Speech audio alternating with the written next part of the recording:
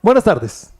Como veníamos hablando, el control de constitucionalidad y el control de los mecanismos internacionales son las facetas nacional e internacional para la protección de los derechos humanos.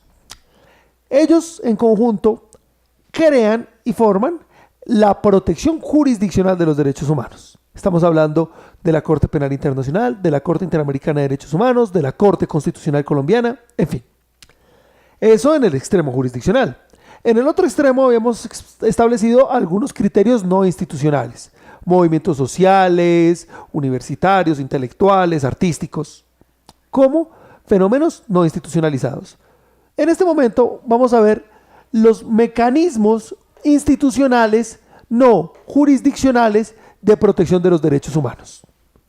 Estamos hablando de auténticas entidades oficiales con competencias, mandatos, poderes, procedimientos dirigidos a la protección y reivindicación de los derechos humanos. Su razón de ser es la promoción y protección de los derechos humanos. Cabría mencionar muchas. Cabría que repasáramos toda la estructura orgánica nacional e internacional, porque en el fondo cada entidad existe para el respeto y promoción de al menos un derecho fundamental. La oficina administrativa de reparto de la rama judicial debe respetar el debido proceso, de que si no manifestación de los derechos civiles y políticos nos sirven todos los organismos de elección popular. Y lo mismo habrá que decir de cada una de las entidades administrativas. Por eso son sujetos pasivos de medidas judiciales. Pero bien, evidentemente la razón de una empresa industrial y comercial del Estado va a ser diferente al motivo de ser de una entidad especializada en la promoción y protección de los derechos fundamentales y de los derechos humanos. Estos mecanismos institucionales no jurisdiccionales pueden ser de ámbito internacional y nos referimos en concreto a las Naciones Unidas, ámbito universal, y a la OEA, ámbito regional. Cada una de las cuales tiene programas y proyectos especializados en el desarrollo, protección y amparo de los derechos humanos. Ese será nuestro siguiente video. En este momento nos vamos a concentrar en el ámbito nacional. En el ámbito nacional tenemos, infinidad de programas presidenciales enmarcados por un notorio centralismo y que se han presentado como reivindicadores de derechos. Cuando realmente han sido monopolios cooptados por el sector central que no se han traducido en una vocería de protección no judicial de los derechos humanos. Están todos los programas específicos, Serpilopaga, Acción Social, que no funcionan realmente como una institución de protección de derechos, sino como, focos de clientelismo, pero además como focos específicos de favores oficiales. Son determinadas familias que reciben viviendas gratis, son números ínfimos comparados con la población de estudiantes que reciben becas, así que son asistencias específicas y uno no podría decir eso es una promoción de derechos humanos, comenzando por la violación del derecho a la igualdad que representa. Diferente el caso de la institución por excelencia creada en la Constitución de 1991 para la protección y promoción de los derechos humanos. Esa es su razón de ser. Y me refiero al Ministerio Público. El objetivo con el constituyente del 91 era crear una institución diferente a la de las ramas del poder tradicional, legislativo, ejecutivo y judicial, y que como organismo autónomo, especial y de control velara por la protección de las garantías ciudadanas. Este Ministerio Público está compuesto de la Procuraduría, y en máxima autoridad tiene al Procurador General de la Nación, y de la Defensoría del Pueblo. La Procuraduría, por supuesto, tiene una gran función que es de orden disciplinario respecto de los servidores públicos. No habrá que mezclar esta labor disciplinaria con la de los abogados, concentrada todavía después de la decisión de inexequibilidad de la Corte Constitucional en el Consejo Superior de la Judicatura, que juzga a los funcionarios de la rama y a quienes ejercen el derecho. No, la Procuraduría en su sala disciplinaria, en su sección disciplinaria, juzga las fallas de los servidores públicos. Por supuesto, ese es un frente de análisis. E incluye las seccionales, la veeduría interna de control disciplinario, etc.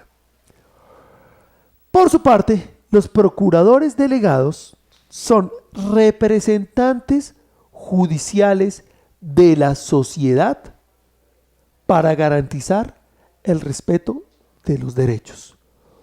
Por eso lo hacen en materia penal, en materia administrativa, en materia de familia, garantizando que haya siempre alguien que pueda velar por los intereses de la sociedad y de los más débiles. Muy bien. Más fundamental aún es el desarrollo de la Defensoría del Pueblo. La Defensoría del Pueblo es una institución inspirada en el Ombudsman escandinavo, sueco en particular. Es decir, una vocería de los ciudadanos ante los entes del poder. Últimamente, con las reivindicaciones de género, se ha proscrito la terminología defensoría del pueblo como derivada del Ombudsman y se insiste en la denominación Ombudsperson, protector de las personas. Bueno, esta defensoría, en cabeza del defensor del pueblo, electo por la Cámara de Representantes como funcionario de periodo fijo, 4 años, debe representar a los ciudadanos frente a las vulneraciones de sus derechos que cause una entidad pública o una particular con servicios públicos. Es decir, nos incluye a las entidades de servicios públicos domiciliarios, a particulares con servicios públicos como las notarías o las cámaras de comercio y bueno, notoriamente a las entidades del Estado frente a las posibles agresiones que las mismas cometan hacia los ciudadanos. La Defensoría del Pueblo presta asesoría, acompañamiento, capacitación, desarrollo de programas y socialización de estas causas de derechos humanos. Por eso, tiene grandes direcciones. La Dirección Nacional de Trámites. Y parecerá una labor pequeña comparada con la atención a desplazados, a presos, etc. Pero esta Dirección Nacional de Atención al Ciudadano y Trámites es la encargada de la coordinación de funciones y por lo tanto de ella depende la delegación en otros servidores, en las defensorías regionales, pues debe haber al menos una Defensoría del Pueblo en cada departamento, o en los personeros municipales, estos servidores públicos que deben ser de elección por méritos a través de los consejos municipales como miembros del Ministerio Público en el municipio para la atención de cada uno de estos asuntos que atienden las direcciones nacionales o que son propios de los defensores delegados. Otra entidad es la Dirección de Recursos y Acciones, porque, y esto ha fundamentado el apoyo a cada ciudadano, una de las labores de la Defensoría del Pueblo es realmente representar judicialmente a los ciudadanos. Una persona que no ha recibido un medicamento esencial puede acudir a la Defensoría del Pueblo para que allí se realice la acción de tutela. Una persona mayor de edad que no ha recibido su pensión puede acudir para que se realice el derecho de petición. Una comunidad que ve afectados sus derechos por una amenaza ambiental puede acudir y la acción se realiza con una auténtica representación de parte. Por esta misma razón es que la Procuraduría interviene como parte en los alegatos de las demandas de inconstitucionalidad y que el defensor del pueblo puede presentar acciones de tutela en calidad de agente oficioso es decir, por otra persona, en la búsqueda de reivindicación de sus derechos. También tenemos la Dirección Nacional de la Defensoría Pública. La Defensoría del Pueblo coordina a los defensores públicos para que representen a los ciudadanos cuando estos no puedan contar con un abogado. Por eso es tan importante la labor de los consultorios jurídicos, porque las universidades ejercen una función delegada de las defensorías públicas. En casos fiscales, casos de menor cuantía, en fin. Esta barra de la Defensoría Pública garantiza el debido proceso, la igualdad de armas y la asistencia técnica dentro de los procesos de todos los ciudadanos, y es una de las entidades más importantes dentro de la Defensoría del Pueblo. Finalmente, la Dirección Nacional de Divulgación de los Derechos Humanos es una entidad fundamental. Lo ha sido históricamente y lo será con miras a la paz en Colombia, pues de ella depende la socialización, sensibilización y capacitación permanente en los derechos humanos. Es alrededor de la Dirección Nacional de Divulgación de los Derechos Humanos de la Defensoría del Pueblo que se busca la capacitación en respeto del derecho internacional humanitario por parte de las fuerzas militares, que se busca capacitación en respeto de los derechos ciudadanos de protesta por parte de la policía, que se busca la capacitación de los derechos fundamentales en los defensores públicos, los personeros municipales, los miembros de corporaciones públicas, entiéndase, consejos y asambleas. La interrelación entre estas entidades es fundamental porque la información de uno debe traducirse en la articulación con los demás para que esto implique acciones efectivas y participación adecuada en las causas judiciales que implican materialización de los derechos. Se trata de una estructura oficial para tener permanente comunicación de los derechos fundamentales de los ciudadanos.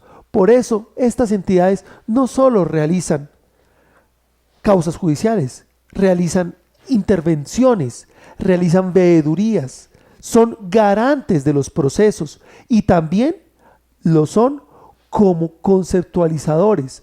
Una sugerencia de la Defensoría del Pueblo puede detener una crisis humanitaria y por eso se trata de una de las instituciones que más hay que fortalecer dentro de nuestra nación.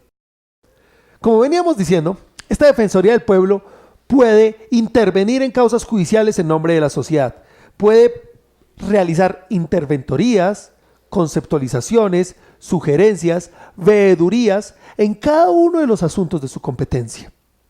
Y habíamos visto las grandes competencias de las direcciones nacionales. Ahora bien, esto se traduce en aspectos específicos en defensorías delegadas, que van a realizar estas funciones en áreas específicas de su competencia, para intervenir en favor del ciudadano ante el riesgo o efectiva consumación de una vulneración. Mencionemos rápidamente las defensorías delegadas. La Defensoría Delegada de Víctimas, que se articula con la Defensoría Delegada de Desplazados y Población Vulnerable. Este ha sido un aspecto fundamental ahora que hemos implementado la Ley de Víctimas y todo el proceso de justicia transicional, porque es con el apoyo y el respaldo de la Defensoría del Pueblo que existe un funcionario encargado de acompañar y respaldar este proceso de poblaciones particularmente vulnerables. Quiero insistir en que se trata de dos defensorías delegadas diferentes, pues el desplazamiento y la población vulnerable tiene una característica de atención urgente y prioritaria, implica el registro único. Por eso la Defensoría del Pueblo rinde informes periódicos a la Corte Constitucional en materia de la atención a desplazados con ocasión de la sentencia T025 de 2004, estado de cosas inconstitucionales, y los fallos estructurales, es decir, compuestos de diferentes autos de seguimiento para verificar el cumplimiento o no de estos mandatos. Y retomo, en la protección a los desplazados coherente con el deber de reintegración de las víctimas.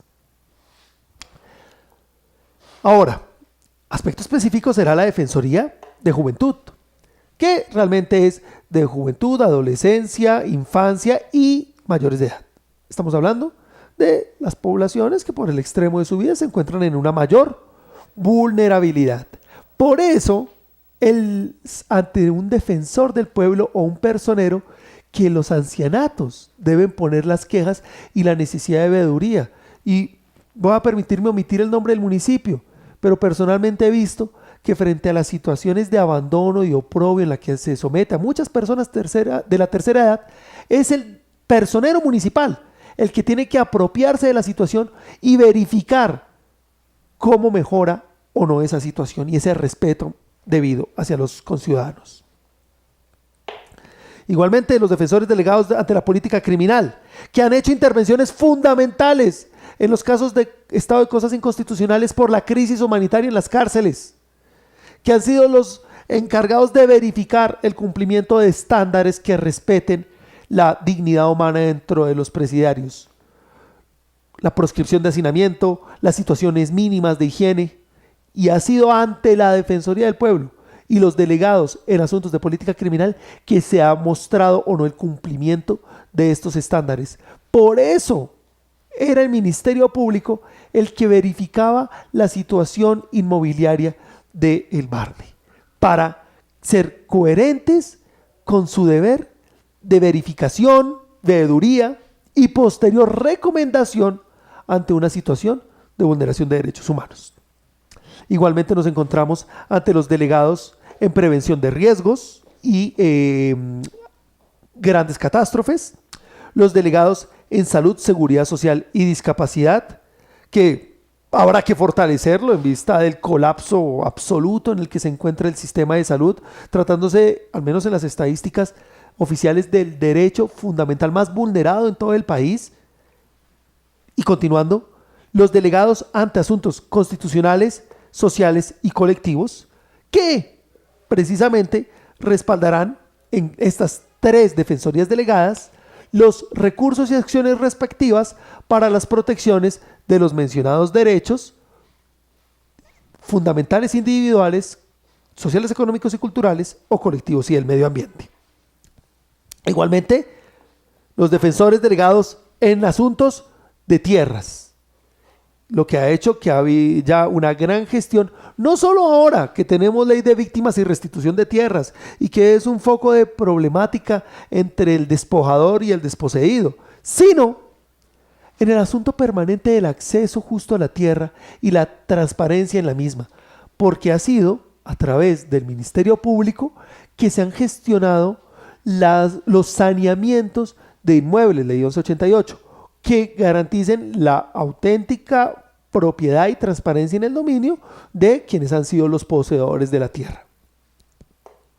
También tenemos defensores delegados en asuntos indígenas, muchos de los cuales intervenían en la última crisis humanitaria en La Guajira. Defensores delegados en asuntos de la mujer, quienes son los entes que han articulado las políticas que hemos visto en varios de los municipios en este momento respecto a el deber de promoción de la equidad de género, igualdad de acceso a las condiciones laborales y por lo tanto, pues respeto a todos los congéneres. Como se puede ver, es un espectro bastante amplio de protección que busca la consolidación de instituciones para que de manera preventiva se respeten los derechos humanos. De nada nos sirve sancionar, más podemos hacer con el hecho de prevenir. Y para la prevención y promoción de estos derechos humanos es que encontramos la estructura del Ministerio Público. Buenas tardes. Como veníamos hablando, los mecanismos de protección de los bienes jurídicos más preciados de los seres humanos, es decir, los derechos humanos, pueden ser institucionalizados o no institucionalizados. Los no institucionalizados los vamos a centrar en los movimientos sociales, artísticos, culturales, intelectuales. Los institucionales van a ser jurisdiccionales y no jurisdiccionales. Ahora, dentro de los no jurisdiccionales veníamos explicando los de protección nacional con programas específicos de los gobiernos en materia de planes asistenciales, subsidios y atenciones particulares al ciudadano, y hacíamos especial énfasis en el Ministerio Público como entidad creada con la Constitución de 1991 con la función explícita de defender y promover los derechos humanos. Ahora, esta institución tiene procuradores delegados como partes judiciales en las materias penales, administrativas y de familia, unas direcciones nacionales de trámites, de acciones, de la Defensoría Pública y de divulgación y promoción de los derechos humanos. Pero estas grandes direcciones tienen que traducir sus roles en materias específicas. ¿Qué serán? Las defensorías delegadas. Esos programas de defensoría delegada como ámbitos concretos de protección de los derechos van a ser las siguientes: de víctima, de juventud, de política criminal, de prevención de riesgos, de salud, seguridad social y discapacidad, de asuntos constitucionales, de asuntos sociales, de asuntos colectivos y del medio ambiente, de tierra y agro, de indígenas y de mujer. Ahora bien, los defensores delegados ante víctimas y los defensores delegados ante desplazados y población vulnerable son los encargados de atender la urgencia humanitaria de quienes ante particulares hechos de agresión, de violación de derechos humanos, de crisis en marco del derecho internacional humanitario requieren apoyo de las instituciones. Era la Defensoría del Pueblo la que ponía la denuncia cuando la exgobernadora y exsenadora, la exgobernadora de Cundinamarca, se rehusó a recibir desplazados en los municipios y dio orden a los alcaldes de no atenderlos. Y la queja de esa desatención y esa desidia frente a la violación masiva de los derechos de los ciudadanos fue en una veeduría de la Defensoría del Pueblo. Por supuesto, un aspecto es el tema de desplazamiento. Por eso es la Defensoría del Pueblo la encargada de acompañar el proceso en materia de los fallos estructurales. Recordemos que un fallo estructural es una sentencia que no se agota con la simple decisión, sino que implica diferentes actos de seguimiento. Por ejemplo, el fallo de la sentencia T025/2004, el estado de cosas inconstitucionales por el desplazamiento masivo como una crisis humanitaria y la omisión de las entidades estatales en responder ante esa crisis. Ese estado de cosas inconstitucionales tiene como veedor del cumplimiento de las exigencias y los autos de acompañamiento por parte de la Corte Constitucional a las defensorías delegadas ante la atención de desplazados y población vulnerable, que obviamente va muy enlazado con la labor de las víctimas. Víctimas que han sido amparadas y acogidas en vigencia de la Ley de Víctimas y que cuentan con el apoyo específico de funcionarios adscritos a la Defensoría del Pueblo para su acompañamiento personalizado con miras a la restablecimiento de derecho y a la reparación. Caso similar ante la Defensoría delegada en juventud, infancia, adolescencia y tercera edad. Caso de la vida real. Ha sido la personería como miembro del Ministerio Público la que puso la denuncia en varios municipios por la situación de abandono de muchos ciudadanos adultos mayores que, frente a la desidia de todos, tuvieron una voz en una institución oficial. También es la Defensoría del Pueblo la que ha hecho intervenciones ante crisis de toma de la casa del menor, el penitenciario, para prevención de reincidencia en los menores infractores. Y el veedor de las negociaciones es un defensor del pueblo. Ahora, en materia de política criminal pasa lo mismo. De un lado, son muchas las denuncias que se reciben por violación de derechos humanos en las cárceles, por parte de los miembros de la fuerza y por parte de otros reclusos. Muchas que son recibidas en la Defensoría del Pueblo y otros casos específicos como atención en el restablecimiento de esos derechos también son acompañados por la personería y por el Ministerio Público en términos generales. ¿A qué vamos con esto? Que ha sido el Ministerio Público el que acompañó todas las exigencias de inconstitucionalidad en materia de crisis humanitaria de las cárceles.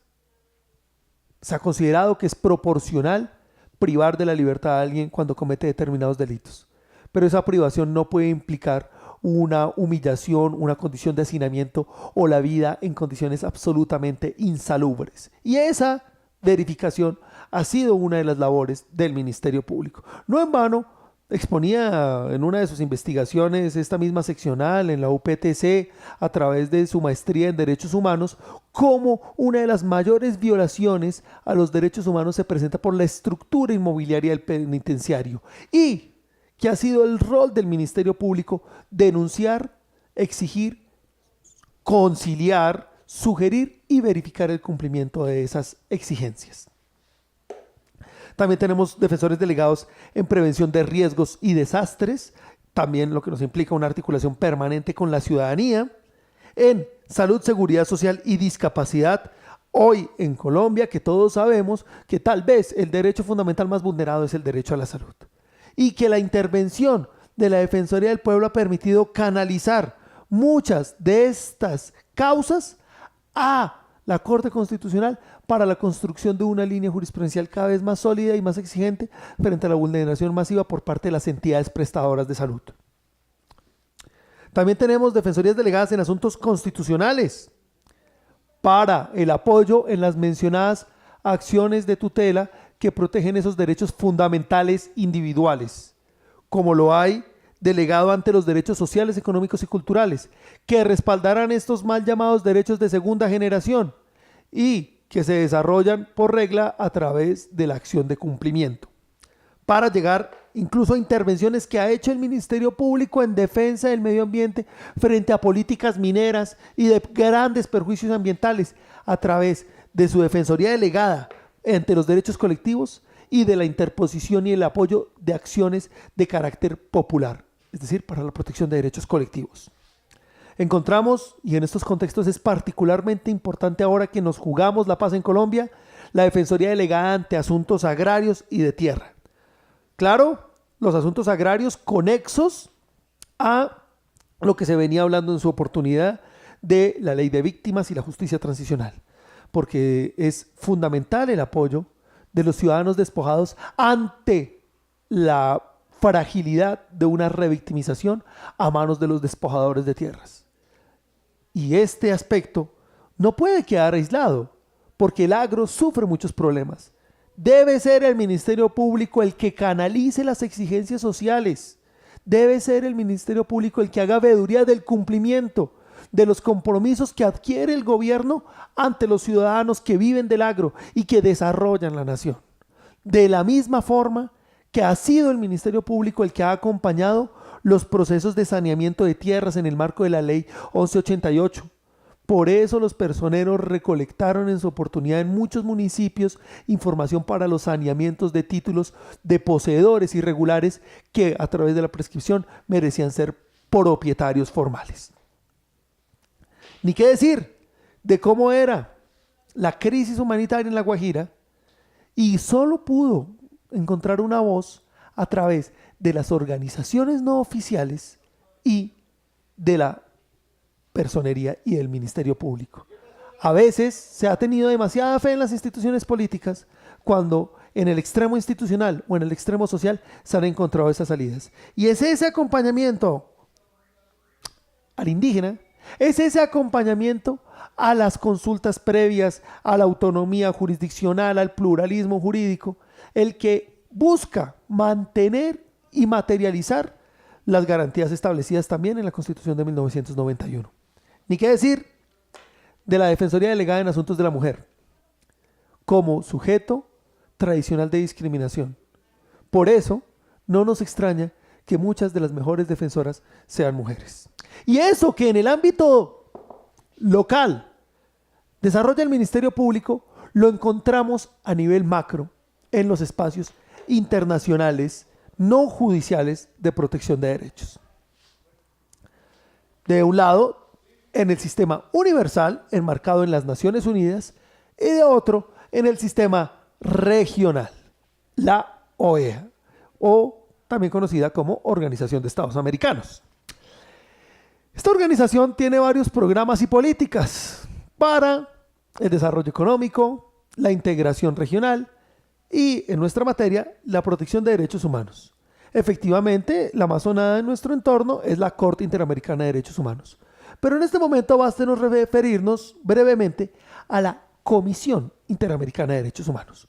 Comisión que tiene tres grandes funciones: una consultiva, una preventiva y una judicial. No confúndase con jurisdiccional. ¿Por qué? Porque esta función consultiva da recomendaciones y sugerencias en materia de la protección de los derechos.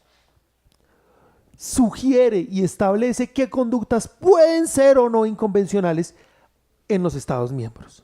Cuando se dice que no tienen poder vinculante las decisiones de la Comisión Interamericana de Derechos Humanos, estamos frente a una decisión consultiva. Pero no debemos confundir con las otras dos decisiones preventivas y judiciales que sí tienen poder coercitivo, a materia incluso contencioso administrativa o de acción de tutela según la gravedad del asunto en el que nos encontremos. Y esto que no se olvide, hay materias que son de orden consultivo y no vinculante. Verbi gracia, una sugerencia de determinada política pública, que hay que distinguir de materias preventivas, como una medida cautelar que ordena abstenerse de la difamación de un periodista, o una medida cautelar que ordena la libertad de alguien privado con violación del debido proceso, o una medida cautelar que ordena a un gobierno, esta es una condena efectiva, retractarse de una difamación contra un opositor político.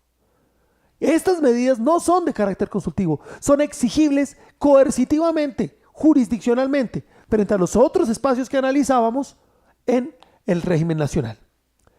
Pasará similar, según el caso, con las medidas judiciales.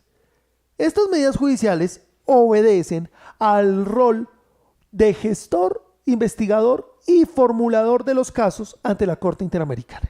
La Corte Interamericana solo resuelve un caso tras presentación del mismo por la Comisión Interamericana de Derechos Humanos. Esta comisión formula los casos que ha considerado fáctica y sustancialmente violatorios de derechos humanos. Y, hecha la formulación, se encontrarán el Estado miembro, la comisión y los denunciantes en una litis que definirá posteriormente la Corte Interamericana. Así que este mecanismo es central dentro de nuestro establecimiento interamericano. El respeto, la promoción de este sistema ha sido la mejor medida de la legitimidad de los gobiernos, más si lo completamos con el otro aspecto, el global, centrado en las Naciones Unidas. Obviemos el aspecto histórico, el aspecto orgánico y el aspecto filosófico detrás de las Naciones Unidas. Si nos centramos dentro de su estructura, vamos a ver que está cimentada en la Declaración Universal de los Derechos Humanos de 1948. Por contraposición a los derechos del hombre de la Revolución Francesa, que estaban restringidos solo a los hombres ciudadanos. También en el Pacto Internacional de Derechos Civiles y Políticos y en el Pacto de Derechos Económicos, Sociales y Culturales. Este gran marco, que además hace de soporte a los derechos o tratados de derechos humanos específicos, como los derechos de la niñez, los derechos de cuarta generación, contra la no discriminación por tendencias sexuales, el derecho a la promoción y la Convención de Río en materia ambiental, nos van a formar el espectro de garantías internacionales de derechos humanos. La principal figura encargada de la promoción de los derechos humanos en el mundo, a nivel internacional, es el Alto Comisionado de las Naciones Unidas para los Derechos Humanos. Él será el encargado del desarrollo de los proyectos de mantenimiento de la paz y de investigación de violaciones de derechos humanos. De ahí se derivarán los tribunales ad hoc por el caso Yugoslavia. De ahí se derivarán las operaciones de mantenimiento de la paz en Egipto. La pretensión de los cascos azules de intervenir o no en la crisis en Medio Oriente. Algunos casos muy legítimos, otros más cuestionados. De esto cada uno debe informarse. Y bien, el Consejo de Derechos Humanos, antes llamado durante 60 años Comisión de Derechos Humanos, es el órgano encargado de la articulación interinstitucional de los organismos promotores de estos derechos. Estos derechos, más bien estos organismos, serán las organizaciones de carácter individual y los organismos adscritos a las Naciones Unidas. Dentro de los organismos adscritos, bástenos mencionar la UNICEF, para la protección y promoción de los derechos del menor, y la UNESCO, para la promoción y protección de los derechos culturales. Dentro de los organismos independientes habrá fondos, programas y agencias que, con fondos públicos, privados, mixtos, pero siempre con autonomía y personería propia, articulará la reivindicación de derechos. Dentro de ellos vale mencionar a Amnistía Internacional, Human Rights Watch o ACNUR para la materia de los desplazados. Como puede verse, el engranar, el respeto, la promoción de estos estándares y directivas es lo que mide el respeto o no por los derechos humanos y la legitimidad, ante todo, de una institución. En ese orden de ideas, no nos queda nada más que recordar que la construcción de la dignidad humana es una labor de cada uno de nosotros. Por eso me despido agradeciendo a mi gentil equipo técnico y a las instituciones de la universidad. Muchas gracias.